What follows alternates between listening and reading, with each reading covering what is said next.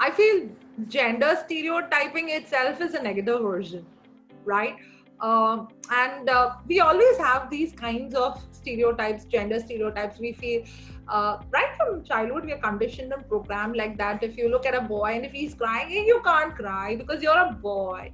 And if you look at a girl and if you say, oh, let her cry, she's anyway was born to be a crybaby, or she can't do things what boys can do. A boy can't do things what a girl can do. He can't play with dolls and he cannot be in the kitchen, and the girls are not supposed to be on motorbikes or on as pilots. So there's so much of gender stereotypes we have conditioned, reconditioned, programmed, set into our minds that as we grow up also we have this immense kind of self-doubt.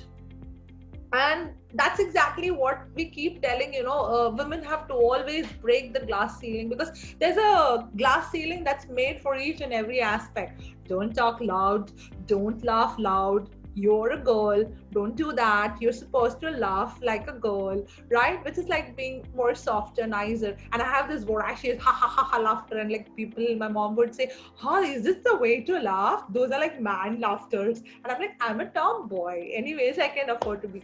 But that was on the lighter side. But yes, this is how we are done right from day one. And this goes into while you are in a workplace too.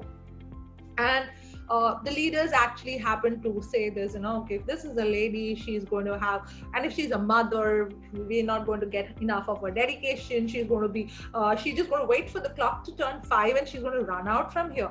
So it's not that the people who are sitting, as you rightly said, it's not about people sitting for early and late hours are the ones who are working.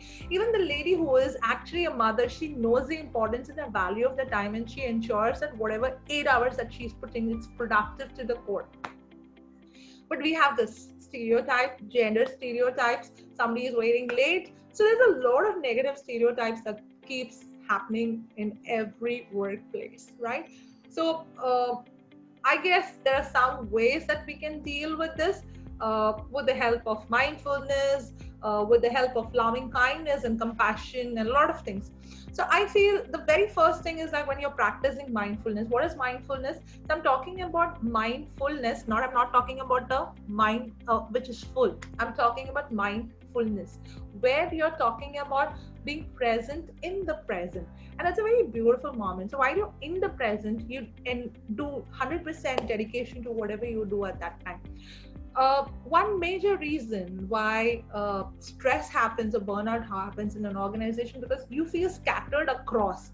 When you're mindful, you actually are focusing in a specific way of dealing with things, and this actually being mindful does a lot good for handling stress, right? Now we look at the second thing. There is a lot of information that is available today in the workplace. There's too much information overkill. You just don't know what to consume and what not to consume, what to listen and what not to listen, what to read and what not to read. There is Netflix, there's Amazon Prime. Oh God, there is so much of series and episodes. There's so much of catching up to do. And there's something which is called as a new phobia which is called as fear of missing out. Now, this is again something which has come with the current generation, right? Because this is something that because there's too much of everything. So how do you create the space in your mind to absorb new information? So it's important to know that we know what we actually need. So the clarity of the purpose is very, very essential. Similarly, science shows that when you allow your brain to take a break, and then it becomes more creative with its problem solving skills, you can develop new skills. Also, it helps future learning and creativity possibilities. So skipping or refusing to take breaks altogether can actually lead to increased stress. So the point here is you need to take a break, see what's acceptable to you, what's relevant to you, go ahead and do that. Third, another important thing is the way we adapt, right? So being able to adapt quickly and efficiently in workplace is really, really nice. And that's where mindfulness comes into a big time play, because how quickly we adapt is just showing that we are not cluttered too much all over the place, or scattered not too much over the place. The more we practice ourselves to expose to different ways of doing things, the more we learn to disrupt our ways of being doing things, rather than having a constant routine regimen. It's always nice to keep that shocks will help us to get more adaptable.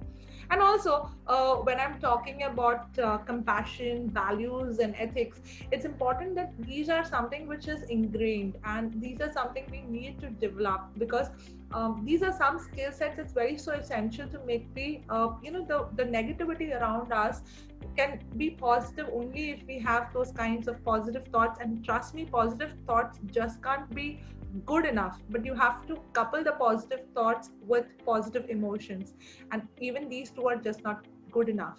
With positive thoughts you need to have positive emotions, and with positive emotions you need to have positive actions. Only if you couple all the three of them do you have a positive outlook and a positive environment to actually boast about.